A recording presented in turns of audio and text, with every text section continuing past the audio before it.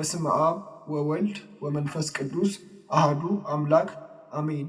ሰኔ 17 በዚህችም ዕለት ፍጹም መናኒ የሆነ የመጻተኛው ባህታዊ ጰላሞን የዕረፍቱ መታሰቢያ ነው።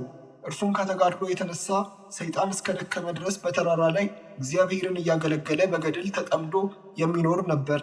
ይህ አባት በቀንና በሌሊት ያለቅስ ነበር እንጂ ከማንም ጋር ሳይነጋገርና ከቶ ሳይስቅ ለረጅምና ለብዙ ዘመናት ኖረ።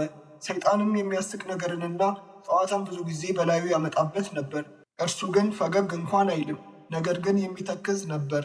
ክብር ይግባውና ልቡም በጌታችን ኢየሱስ ክርስቶስ ፍቅር የተመሰጠ ነበር። ሰይጣንም በእርሱ ላይ ተቆጥቶ የሚያድነው ሆነ። በአንዲት ቀንም አባ ጰላሞን የእጅ ሥራውን ሊሸጥ ተነስቶ ሄደ። ሲጓዝም ሰይጣን ጎዳናውን አሳተው፣ ልቡንም መሰጠው እንጂ ያውቅ ዘንድ አልተወውም። ከ7 ቀኖችም ፍጻሜ በኋላ አባ ጰላሞን ከረሃብና ከጥማት ብዛት የተነሳ በምድር ላይ ወደቀ፣ ለመሞትም ደረሰ።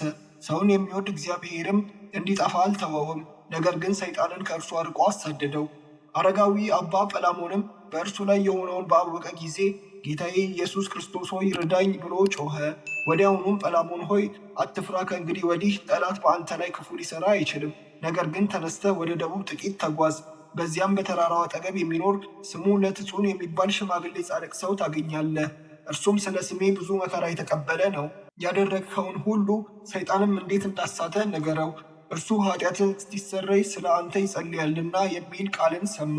ወዲያውኑም ብፁዕ አባ ጰላሞን ተነስቶ ከእጅ ሥራው ጥቂት ተሸክሞ አቤቱ በስምህ አድነኝ የሚለውን የዳዊት መዝሙር እስከ ፍጻሜው፣ ዳግመኛም 63ኛውን መዝሙር እያነበበ ቃሉ ወደ አመለከተው ሄደ።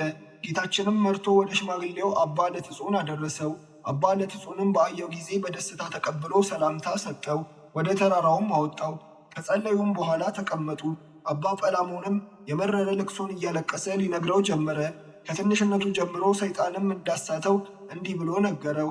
በአንዲት ዕለት የእጅ ሥራዬን ልሸጥ በግብፅ ገበያ መንገድ ስጓዝ ሰይጣን መጥቶ ልቤን አዘነጋት። መድኃኒቴ የሚሆነኝን የጌታዬ ኢየሱስንም ስም እጠራ ዘንድ አልተወኝም።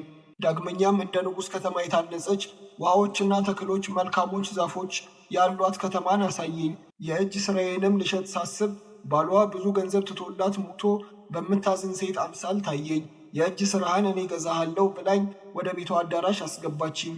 እንቅቦቹንም ከላዬ አውርዳ አኖረች። እግሮቼንም አጠበች። ባሮችንም ማዕድ ያቀርቡ ዘንድ አዘዘቻቸው።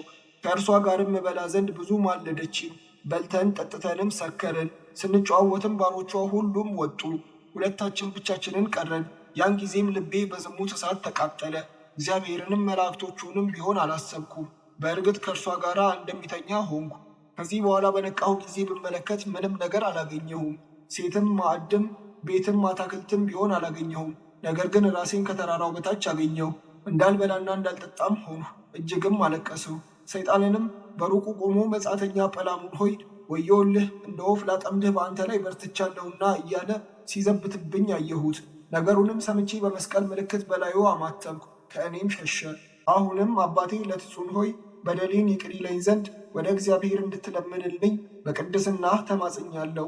ቅዱስ አባ ለትጹንም አይዞህ፣ እግዚአብሔር ኃጢአትህን ይቅር እንደሚልህ አምናለሁ ብሎ መለሰለት።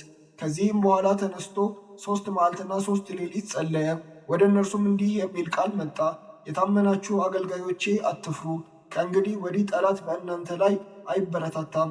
ጰላሞንም የሠራውን ኃጢአት በራሱ በሰይጣን ላይ አደረገው። የጰላሞንን ኃጢአት ብቻ አይደለም፣ ነገር ግን የሚፈትናቸውን ሰዎች ሁሉ ኃጢአታቸውን በሰይጣን በራሱ ላይ እመልሳለሁ። ከዚህ በኋላ አባ ጰላሞን ከአባ ለትጹን በረከትን ተቀብሎ እግዚአብሔርን እያመሰገነ ወደ በዓቱ ሄደ። ተጋድሎውንም ፈጽሞ በሰላም አረፈ። ለእግዚአብሔር ምስጋና ይሁን። እኛንም በቅዱሳኑ ሁሉ ጸሎት ይማረን ለዘላለሙ አሜን።